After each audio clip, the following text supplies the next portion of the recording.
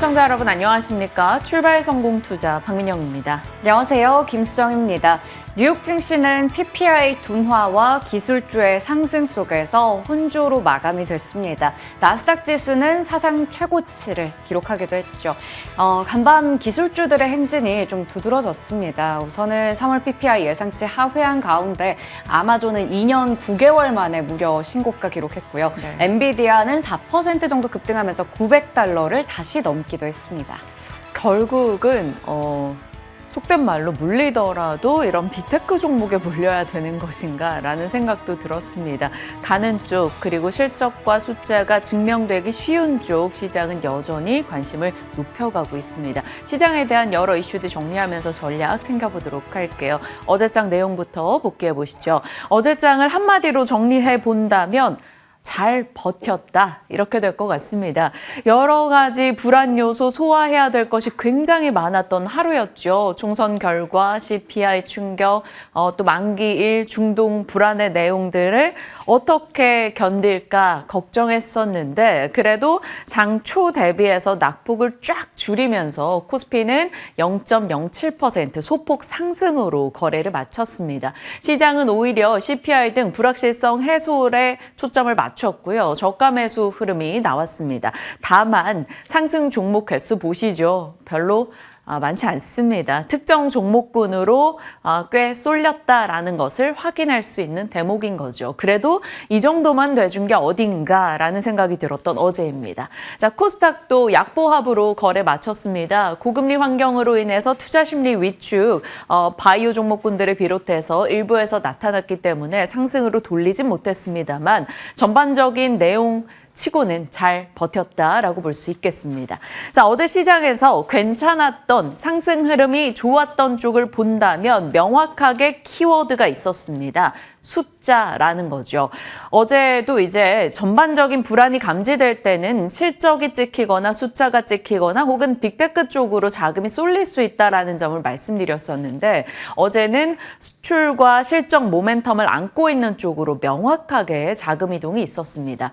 반도체 쪽이요. 일단 전해드렸던 TSMC의 1분기 매출 호조와 엔비디아 상승 소식 그리고 빅테크의 데이터 센터 투자 소식 거기에다 한미 반도체가 마이크론의 수주를 따냈다라는 소식이 힘이 돼주면서 어제 삼성전자, SK하이닉스, 한미 반도체가 강하게 올랐습니다. 이 덕분에 반도체 전반이 어제는 전공정, 후공정 가릴 것 없이 올라주는 하루였고요.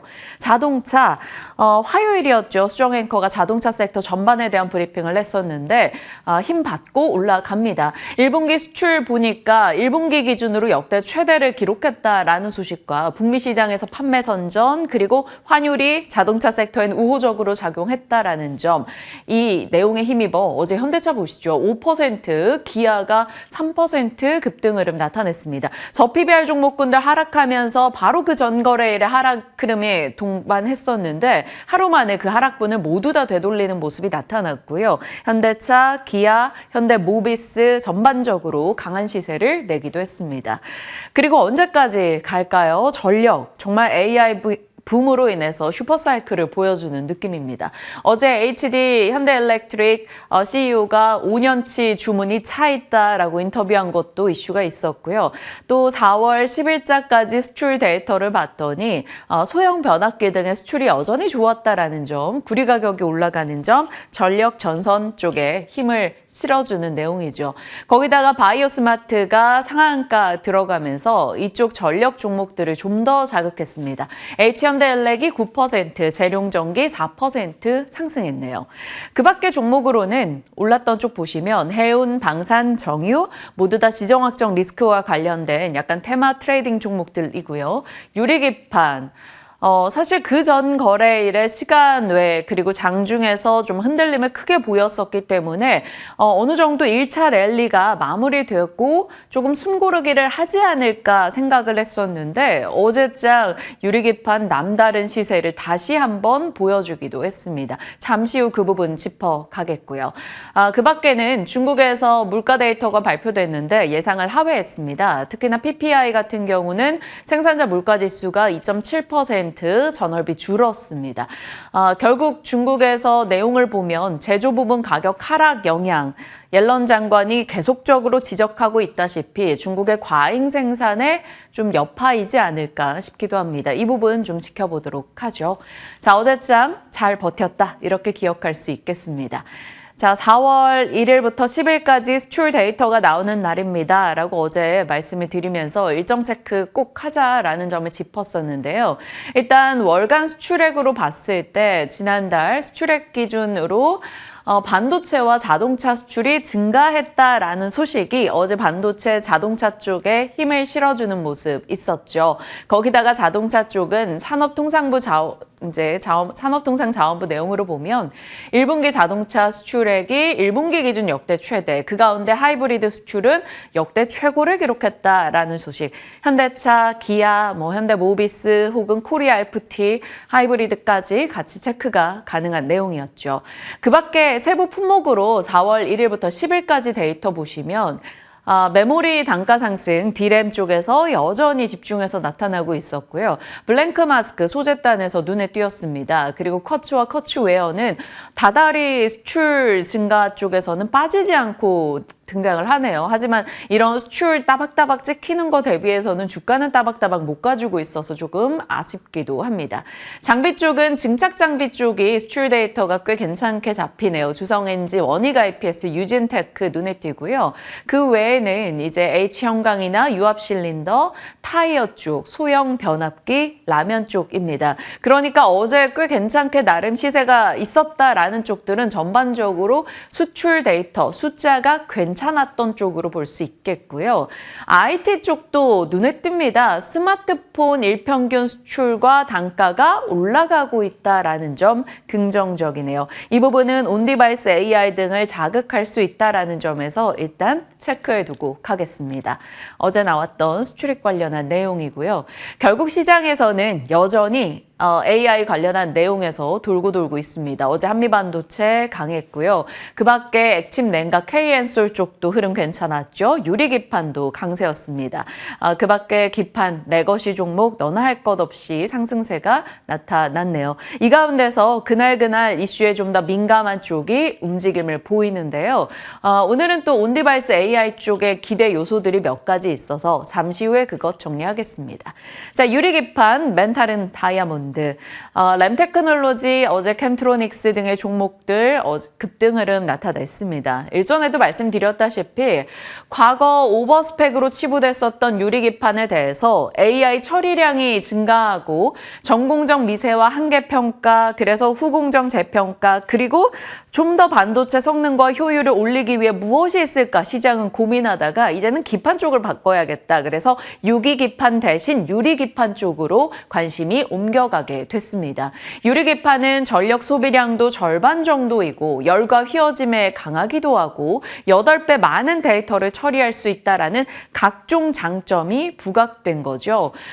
유리기판 내 MLCC가 탑재되면서 공간을 확보해서 반도체를 더 많이 쌓을 수 있다라는 점, 그리고 열 전도 효율 측면에서 훨씬 좋다라는 점이 계속적으로 부각되고 있습니다. 그래서 어제장 강세 흐름을 나타냈는데 시간 외에서는 좀 각자 도생 흐름이었어요. 램테크놀로지는 시간 외에서 거의 상한가까지 올라갔는데 다른 종목들 피롭틱스, YC캠 등의 종목은 어제 시간의 하락을 나타냈습니다. 이들 종목도 뭉태기로 뭉쳐서 다 같이 가는 흐름에서 한두 종목씩 이탈하는 흐름이 나오고 있다는 점을 봤을 때는 일단 상승에 대해서 지속적인 연속과 강도 부분은 조금 약화되고 있다는 점을 기억해 보시길 바랍니다. 자, 어제 빠진 쪽 보시면 저 PBR 쪽 그리고 원전입니다. 총선 내용을 조금 소화해 가는 모습이었죠. 일단 정책 동력 상실에 대한 우려감이 있는 분야였다라고 볼 수 있습니다. 어제 전기가스, 통신, 보험, 증권, 지주가 내려갔는데 다만 이들의 시세를 보면 하락이긴 한데 양봉으로 거래를 마쳤습니다. KB금융 같은 경우는 마이너스 6%로 시작했다가 마이너스 1%로 거래를 마쳤어요. 있어요. 결국 시장에서는 저 PBR 쪽에 대해서 어느 정도 쉼이지 끝이 아니다라고 판단한 게 아닐까 싶습니다. 증권가에서는 양당의 공감대가 있는 부분이기 때문에 무탈이 진행될 것으로 기대 일부 내고 있고요. 5월 정책 모멘텀 지속되기 때문에 일단 지금 시기는 쉬는 것이다라는 판단이 좀 더 우세하네요. 원전 같은 경우는 뭐 여당의 대표 정책이죠. 어제 원전 종목들 좀 낙폭 크게 밀렸습니다. 그 밖에 특징주로는 각 섹터의 대표적 뉴스가 있었는데 전혀 다른 끝맺음을 맺은 두 종목을 넣어봤습니다. 한미반도체, 어제 마이크론과 이제 장비 관련한 계약 소식이 있었죠. 그러면서 초부터 치고 나가서 꾸준하게 상승세를 유지했습니다. 6% 이상 반도체 종목 상승 전반을 견인했죠. 그런데 어제 LNF도 상당히 좋은 수주 소식이 있었거든요. 노스볼트와 9조 이상의 하이니켈 양극재 계약이었습니다. 매출 대비 무려 198%였는데 이슈가 나오자마자 주가가 급등하면서 치고 나가는 듯 했어요. 8% 정도 올라가는 흐름이 있었죠. 그런데 이내에 LNF는 상승분을 반납했고요. 한미반도체와 전혀 다른 흐름을 기록했습니다. 지금 시장이 어떤 섹터에 주목하고 있는지 명확하게 보여주는 내용이었고요. 다만 좋은 이슈였던 만큼 이것을 소화하고 씹어먹고 주가 상승으로 다시 반영할 수 있는 시기도 오기를 바라보겠습니다. 노스볼트 관련주로 시장에서 얘기가 돌길래 LNF, JU, SKC, 원익 P&E 등등도 일단 같이 체크해 뒀습니다. 참고하시죠. 자, 전반적인 어제장 이야기였고요. 이제 오늘 영향을 줄 만한 내용들로 들어가 보겠습니다. 뉴욕 증시는 다우는 소폭 내렸으나 나스닥과 S&P 500은 올라섰습니다. 갑작스럽게 어제 막 매파적 느낌이 막 일색이었던 장과 좀 사뭇 달라진 뉴욕장입니다. 일단 20일 아가르드 총재가 일부 위원이 금리 인하에 대한 자신감을 내보쳤다라고 얘기했고요. PPI 생산자 물가지수가 월가 예상을 하회했습니다. PPI는 소비자 물가지수의 선행 느낌이 있습니다. 그러니까 다음 달 CPI가 내려갈 거야 라는 기대를 자극할 수 있는 내용이었던 거죠. 그러면서 PC의 물가에 대한 전망도 월가에서는 하향 조정해야 된다라는 목소리가 나왔습니다. 이 PPI 덕분에 뉴욕장이 올랐다라고 볼 수 있고요. 신규 실업수당 청구 건수도 21만 2천 명으로 전주보다 감소했다라는 소식이 있었고요. 뉴욕 연은 총재, 연준 내에서 2인자 혹은 3인자 정도로 불리는 인물이죠. 1년 내내 투표권을 갖고 있는 인물입니다. 존 윌리엄스 총재가 내년까지 2% 가까이 인플레 완화될 거야.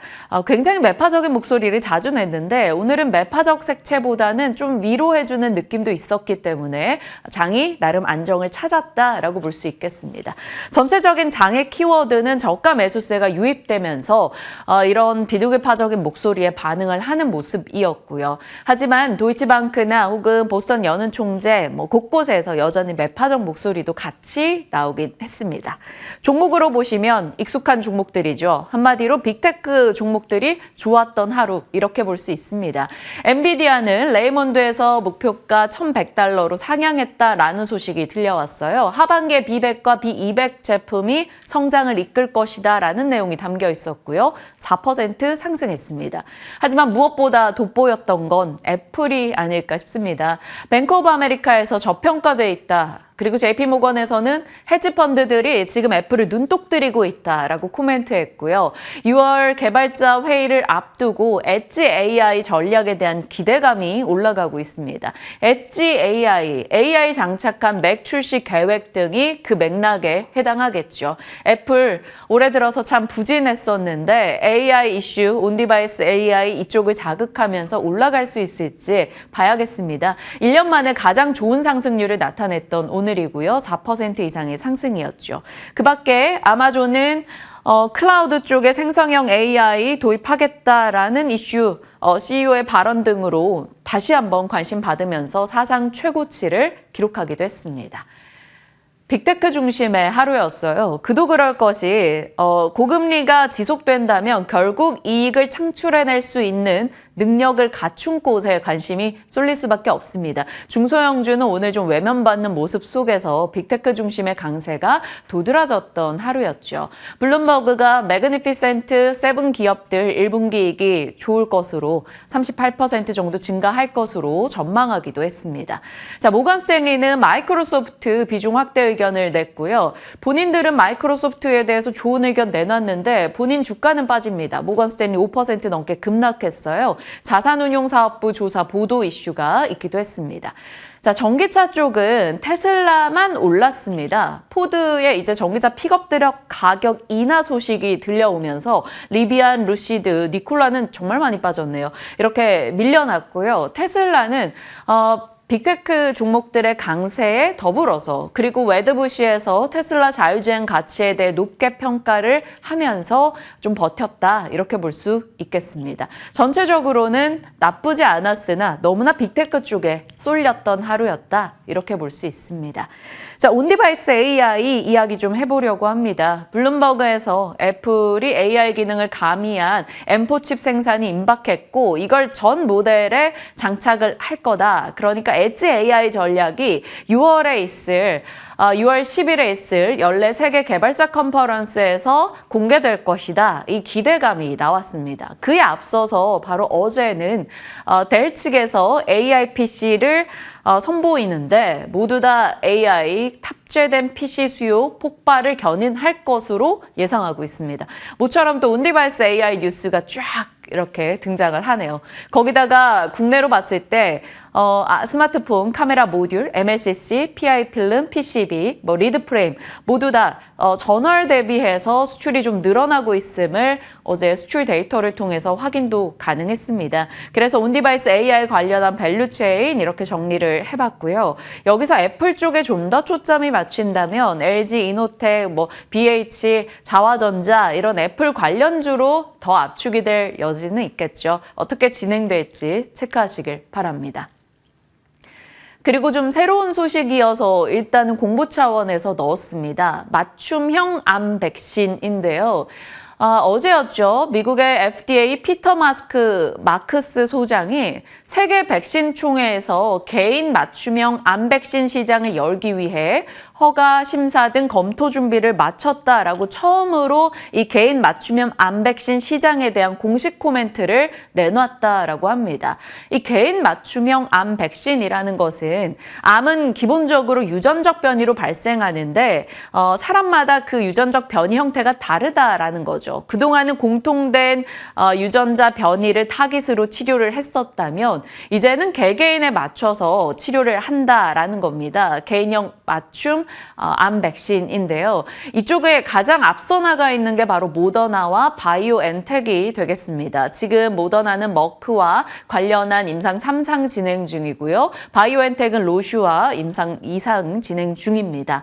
국내에서 이것과 직접적으로 연결되는 내용은 좀 부족할 수 있으나 소마젠이 모더나 관련한 종목으로 많이 언급이 되죠. 모더나의 유전체 분석 서비스를 공급하기 때문입니다. 그리고 클리노믹스는 맞춤형 암 백신 시스템 기술 개발 관련한 이력이 있기도 하고요. 그래서 일단 관련주들 연결될 만한 내용들은 정리를 해놨는데요. 오늘은 시장이 이쪽에 그리 관심을 주지 않을 여지가 있습니다. 그래서 장기적 관점에서 개인 맞춤형 암 백신 이슈가 나왔길래 정리를 해봤습니다. 참고하시죠.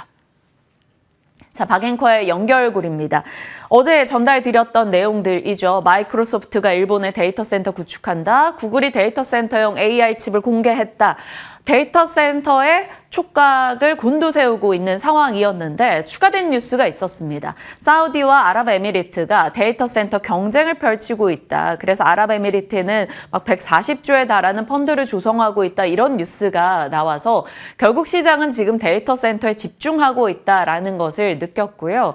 빠르게 데이터 센터에 대한 내용을 급히 정리를 해봤습니다. 일단 우리가 생각하는 D램, 삼성전자, 하이닉스, 마이크론이 만들어내는 이 D램을 쌓는 게 HBM이죠. 이 HBM과 GPU가 만나서 또 AI 가속기가 만들어집니다. AI 가속기와 낸드 플래시가 만나서 AI 서버가 완성되죠. AI 컴퓨터라고 보면 됩니다. 이 AI 서버가 수백, 수천 개가 모여져서 만드는 게 바로 AI 데이터 센터입니다. 그러다 보니까 데이터 센터 관련한 종목하면 당연히 AI 반도체가 들어갈 수밖에 없고요. 엄청난 전력을 갖다 써야 되니까 전력도 데이터 센터 밸류체인에 당연히 들어가겠죠. 조달하는 에너지원도 필요하고요. 이 시스템 운영과 또 냉각 쪽도 계속 얘기가 되는 겁니다. 그래서 데이터 센터 관련주로 했을 때는 전력, AI 반도체 등등이 있고요. 좀 더 세분화해서 시스템 운영 쪽으로 들어가면 시장에서는 이스페타시스, 서진 시스템, KINX, 가비아 혹은 GNC 에너지, 삼화전기 등을 언급하고 있습니다. 최근에 SSD 모듈 쪽에서 한양 디지텍도 시장의 특징주로 꽤 많이 이름을 올렸었죠. 액침 냉각 공조 빠지지 않습니다. GST-K, 엔솔도 확인해 보시길 바랍니다. 데이터 센터, 결국 AI 반도체, 이 밸류체인 관련한 뉴스 하나 더 추가를 한 거고요. 웨스턴 디지털 고객 수환 내용을 어제 전달 드렸는데 밤사이도 뉴스가 계속 나오더라고요. 저희가 조금 더 빨리 전달을 드린 것 같습니다. 그리고 대한자유시보에서 TSMC가 미국의 공장을 더 늘릴 수 있다 이런 얘기가 나왔어요. 얼마나 HBM 수요가 좋으면 이렇게까지 공격적인 확장을 하는 것일까 뭐 이렇게 생각을 해볼 수도 있죠. HBM이나 GPU 쪽 수요가요. 그러니까 HBM, 디자인 하우스 이런 관련주 연결이 가능할 것 같아서 일단 체크했고요. 그 밖에는 연결고리에 삼성의 뉴스를 넣었습니다. 삼성전기의 장덕현 사장이 어제 인터뷰를 했는데 유리기판 전고체 전지 1, 2년 내 시제품 나올 것이다. 그리고 앞으로 모든 전자기기에 AI가 입힐 것이다 라고 얘기했습니다. 그래서 관련 온디바이스 AI, 유리기판, 전고체 체크가 가능하겠고요. 삼성전자 안중현 사장이 기존의 M&A를 꽤 많이 빅딜 담당했었던 사람인데 이 사람이 경영지원실로 자리를 옮겼다라고 합니다. 전장 전고체 로봇, 삼성의 M&A 관련 테마도 확인해 보시죠. 오늘의 일정, 금통이 상당히 중요한 일정이니까 점검하시길 바랍니다. 시장의 여러 뉴스들 살폈고요. 이에 대한 전략 잠시 후에 이어가겠습니다. 자, 섹터 뉴스 오늘 어떤 거 잡아주십니까? 네, 어제 오랜만에 항공주 LCC가 좀 시장에서 각광을 받았습니다. 정말 오랜만에 다뤄보는 것 같은데요. 네. 좀 투자 전략을 세워볼 부분이 있는지 궁금해집니다. 체크해 보도록 할게요. 1분기에 국적사 여객이 2,200만 명을 돌파했다고 합니다. 코로나19 이전의 96%가 넘는 수준이라고 하죠. 팬데믹 이후에 이제 엔데믹에 따른 팬텀이라고 합니다. 소비가 정말 억눌려 있었다가 급격하게 증가한 것을 말하는데요.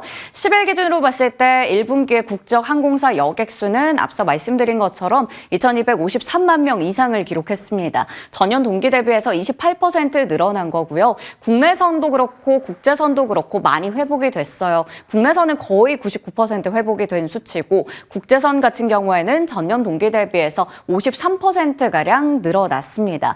이 억눌려 있었던 장거리 여행에 대한 수요가 크게 늘어나면서 국내 여행보다는 장거리 해외 여행에 대한 수요가 더 많이 증가한 것으로 나타났습니다.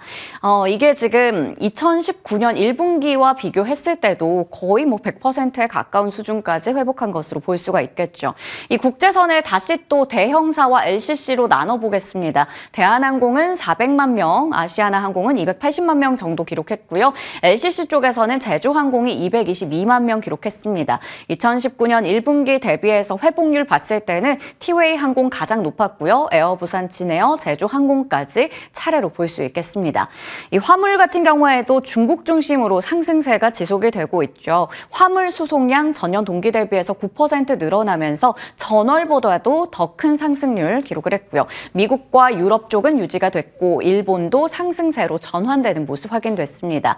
항공 운임 같은 경우에는 올해 내내 좀 부진한 흐름 나타냈었는데 3월 중에 반등에 성공했습니다. 전체적으로 좀 항공 업황에 있어서 긍정적인 부분도 체크해봤고요.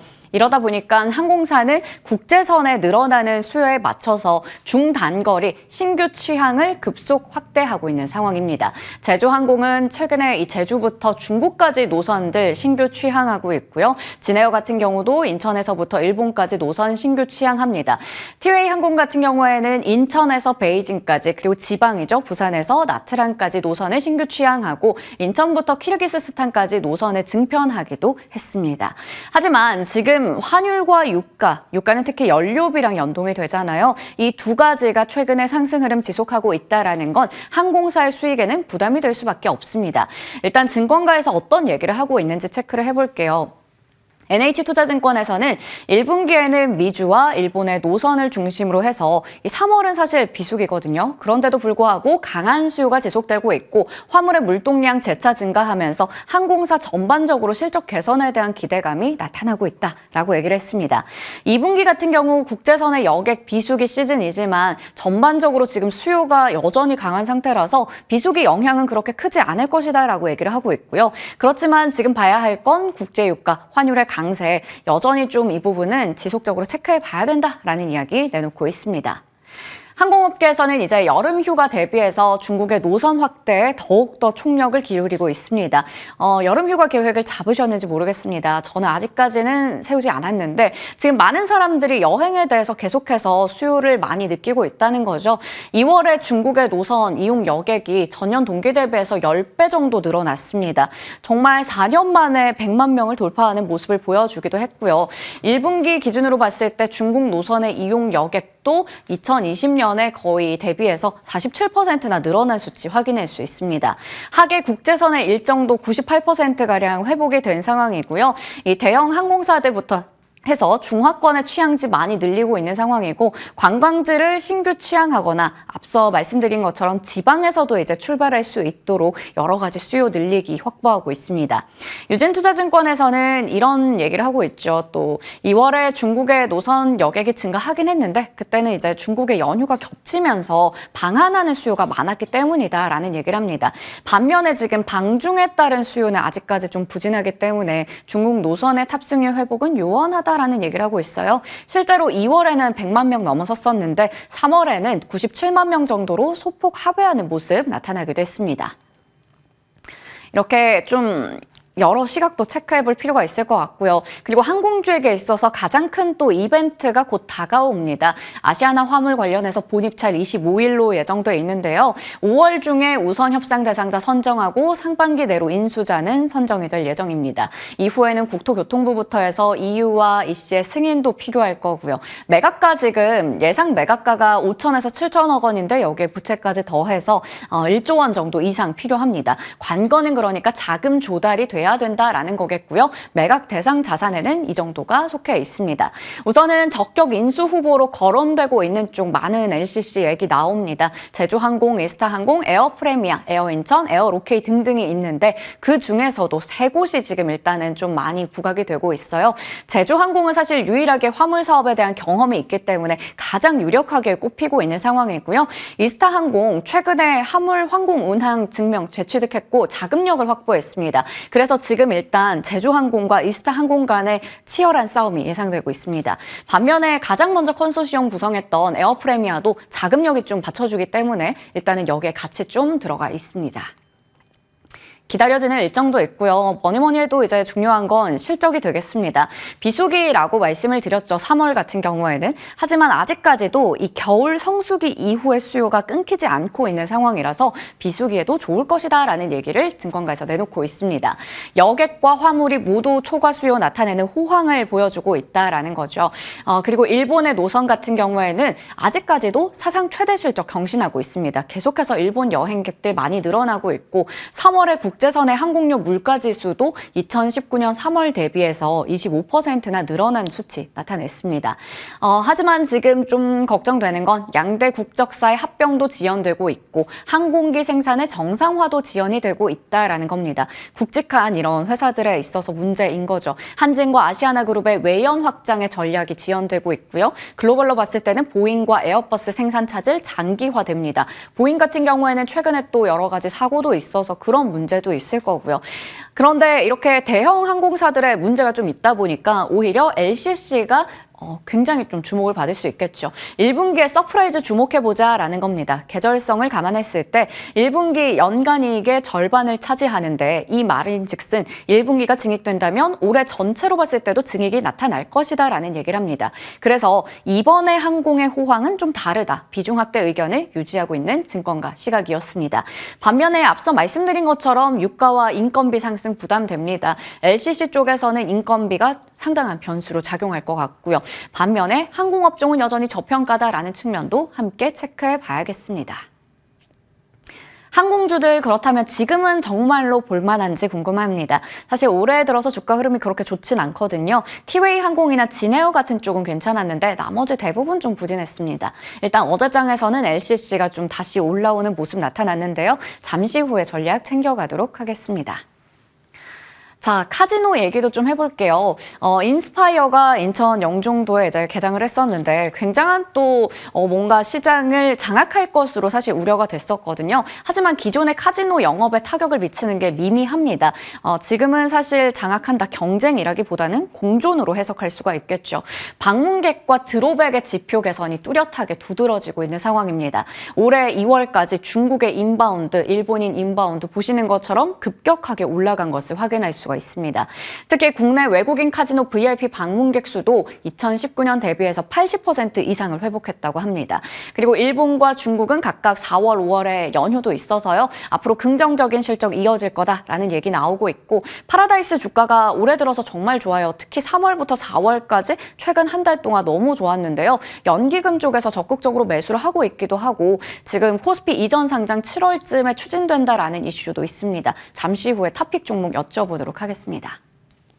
수앵커의 또보기입니다. 타이어주가 어제 너무 시세가 좋았습니다. 금호타이어 9%, 한국타이어 8%, 넥센타이어 6% 올랐습니다. 타이어주에 대해서 너무 많은 차례 브리핑을 전해드렸더니 이제 많은 분들께서 저를 타이어 요정이라고 불러주시기도 하는데요. 타이어주에게 정말 많은 이제 관심을 주고 연끌했다면 진작에 뭐 리타이어 할 수 있었을까 이런 또 생각도 들었습니다. 일단 타이어 관련주들은 전기차 수혜주로도 많이 얘기 드렸었고요. 1분기에 호실적 지속될 거다라는 얘기도 나오고 있고 교체용 타이어의 수요가 선진국 중심으로 회복되고 있습니다. 이러한 부분들 봤을 때 계속 굴러갈 수 있을지까지 체크해 보시면 좋을 것 같습니다.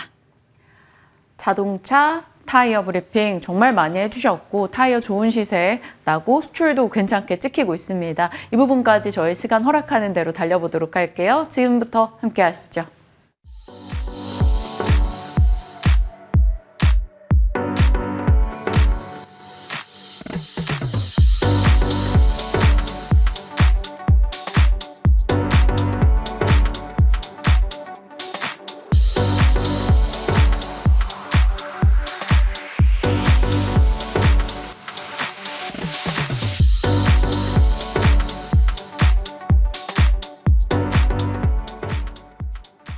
한 주 마무리하는 전략 진만쌤과 함께합니다. 어서 오세요. 네, 안녕하세요. 네, 어제 시장에 대한 가진 불안감에 대한 질문을 드렸을 때 생각보다는 그리 나쁘지 않을 수 있다. 전약 후강을 예상해 주셨고 시장이 어제 전약 후강으로 마무리가 됐습니다. 그리고 반도체는 어디에 집중해야 될까요? 라고 했을 때 또 한미반도체 강조해 주셨는데 좋은 흐름이 또 이어졌죠.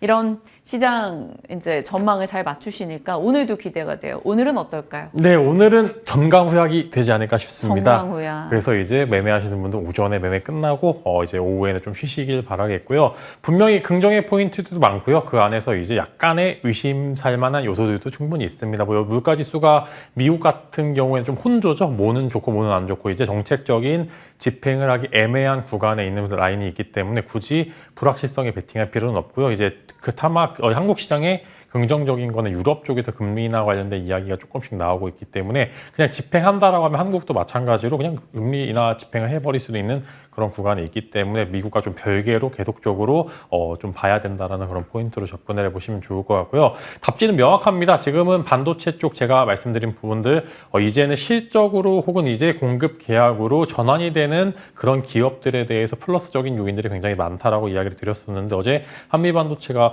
장내 매수 계속 하길래 뭔가 했는데 이것도 사실 내부자 매수 아닌가 좀 싶기도 하고요. 이제 공급 계약이 나와서 즉 이제 실적으로 전환이 되는 시점이기 때문에 실적 찍히는 그런 기업들에 대해서 시장은 조금 더 환호를 할 거고요. 네. 네, 마찬가지로 데이터 센터 계속 이제 아까 강조드렸던 부분들 데이터 센터 쪽은 매출이 확실하게 잡힙니다. 즉 SSD나 여러 가지 데이터 센터에 들어가는 장비들은 먼저 우선적인 발주가 들어가기 때문에 디램이나 낸드 혹은 이제 여러 가지 부분들에 대해서 매출이나 수출액 이제 단가를 보시게 되면 단가도 늘어나고 있고요. 수출량도 늘어나고 있기 때문에 즉 이제 PRQ 가치 증가하고 적어도 24년, 25년까지는 피크아웃에 대한 논란이 많이 자유롭기 때문에 이제는 아무래도 불붙은 종목분들이 조금 더 갈 것으로 전망이 되기 때문에 이런 포인트 맞춰서 기왕 하실 거면은 반도체 내에서 실적으로 전환이 되는 그런 기업들 위주로 보시는 게 좋다라는 그런 뷰는 오늘도 유지를 합니다만 어제 미국 시장이 좋았기 때문에 오늘도 너무 큰 기대를 갖고 하시기보다는 뭐 사실 한국 시장 같은 경우에는 애매하게 약 강보합 시작해서 적정하게 마무리를 하는 게 제일 좋고요. 저는 오늘 이제 좀 애매하게 갭 상승했으면은 오전에 매매를 끝내고 오후에는 쉬시는 게 좋을 것 같다는 그런 이야기를 드리는 이유가 아무래도 한국 시장 특성상 미국 시장과 또 연동이 될 때는 되지만 또 안 될 때의 그런 포커스는 다르기 때문에 답지 명확한 시장이기 때문에 반도체 위주의 매매 오전에 하고 오후에는 좀 쉬자 이렇게 이야기를 드리도록 하겠습니다. 어제는 전약 구간, 오늘은 정강 후약으로 좀 예상을 해주셨고 또 주말을 앞뒀기 때문에 오전에 좀 집중해보자라고 의견을 한 번 더 강조해 주셨습니다. 반도체는 기존의 한미반도체 등의 주력주들 긍정의 시각을 한 번 더 업데이트 해주셨다. 이렇게 정리 가능하겠네요. 어제는 반도체, 자동차가 모두 수출이라는 숫자 데이터에 좀 더 긍정의 힘을 받았던 것 같아요. 이제 전차 군단의 날이었는데 자동차 한번 업데이트 해주실까요? 네, 자동차 그래도 하단부에서 지지가 꽤 강하게 나왔고요. 마찬가지로 상단부로 좀 올라오는 구간들이 많은데 이제 부품사와 현대차 그룹과는 다시 분리를 좀 해야 될 것 같은 게 이제 저 PBR 관련주들의 흐름이 조금 애매한 구간에 진입이 되어 있습니다. 즉 정책으로 집행하기 좀 애매한 구간들이 많아져가지고 사실 이제 부품사들 제가 예전부터 이야기 드렸던 거는 현대차 그룹에 종속돼 있기 때문에 즉 어느 정도 추가적으로 주가 흐름이 더 좋아지기는 제한된다라고 이야기 들었는데 이게 저 PBR주 관련해서 엮이면서 상승세가 좀 나왔고요. 근데 지금 정책적인 불확실성이 나오게 되면서 현대차 그룹만 가고 혹은 이제 개별적인 테마 이슈 정도로만 좀 집행이 되는 경우가 굉장히 많기 때문에 저는 현대차 그룹은 현재 구간에서 상단부까지는 올라갈 것으로 전망이 됩니다. 그래서 이제 완전 이제 위에서 물렸던 분들도 한 번 정도는 평균 단가에 도달할 것으로 전망이 되느나 그러나 그 위를 돌파를 하기에는 제한된 부분들도 충분히 있기 때문에 마찬가지로 전고점 돌파는 실패할 거다. 이제 20만 원에서 22만 원 사이를 왔다 갔다 하고 이제 기아차도 마찬가지로 이제 뭐 10만 원에서 12만 원 사이, 13만 원 사이를 왔다 갔다 하는 박스권이 한 반년 정도 지속이 될 것으로 전망이 되기 때문에 너무 큰 기대 마시고요. 상단부 가시면 매도 전략 여전히 유지를 하되 지금 단순히 테마성 이슈로만 보기에는 여전히 좀 괜찮은 테마가 많죠. 이제 자율주행 이슈 지금 뭐 테슬라에서 FSD 관련해서 이슈가 계속 나오고 있는데 지금 테슬라가 뭘 보여주려고 계속 안간힘을 쓰고 있는데 최근에 좀 자율주행 관련된 데이터들을 많이 모으고 있습니다. 즉,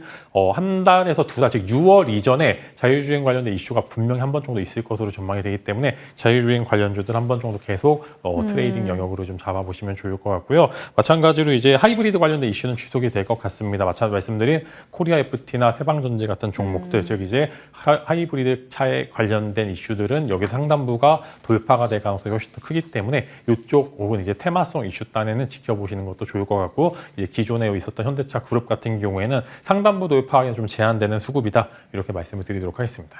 오늘은 정강 후약 그리고 반도체는 작년 하반기부터 계속적으로 긍정의 시각 주셨고 관련 종목들 뭐 하나마이크론, 한미반도체 탑픽 주신 거 상승률 좋았었고요. 자동차 쪽도 개별 모멘텀 따로 얘기해 주셨습니다. 하이브리드는 코리아 FT, 세방전지 기존의 종목이기도 하고요. 참고하시죠.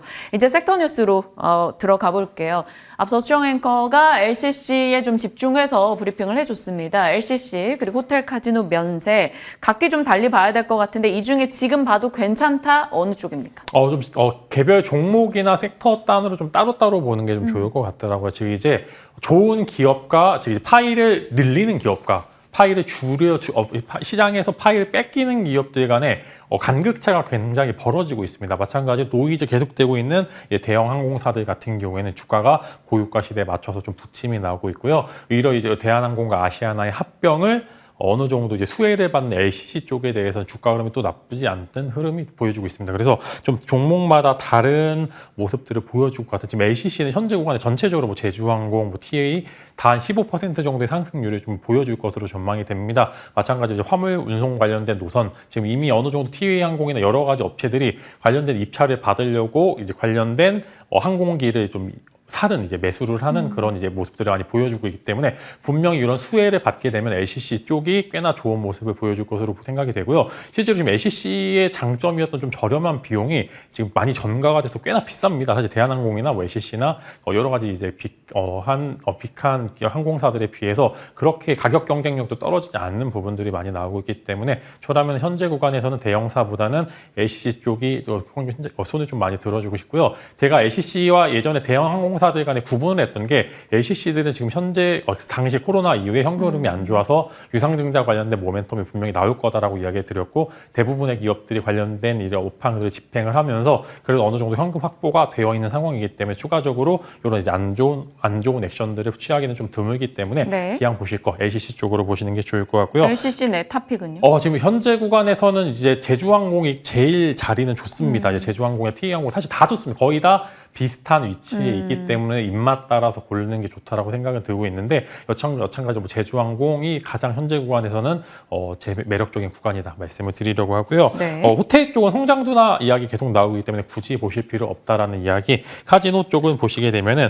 카지노 쪽은 이제 GKL이 그래도 이제 어느 정도 짱파이를 유지하고 있기 때문에 이쪽에 포커스 맞춰서 한번 집중해 보시면 좋을 것 같고요. 면세는 글로벌 텍스프리 탑픽입니다. 계속 보셔도 좋을 것 같고 여기서 신고가 계속적으로 좀 집행이 될 것으로 전망이 되기 때문에 글로벌 텍스프리는 현재 구간에서 사셔도 아마 수익이 날 겁니다. 그래서 지켜보시는 게 좋을 것 같다고 말씀을 드리겠습니다. 좋은 타이밍에 이미 말씀 주셨던 글로벌 텍스풀이 추가 상승 여력 충분히 남아있다라는 판단 주셨고 LCC에 대해서 긍정의 의견 확인해 주셨습니다. LCC 전반이 다 괜찮은데 제주항공 조금 더 무게 실어주셨네요. 참고하시길 바랍니다. 자, 이제 다음 진마스 픽으로 갈게요. 안 그래도 오늘 들어오기 전에 추가적으로 브리핑을 하나 더 할까 말까 엄청 고민하다가 안 한 게 OLED 쪽이었어요.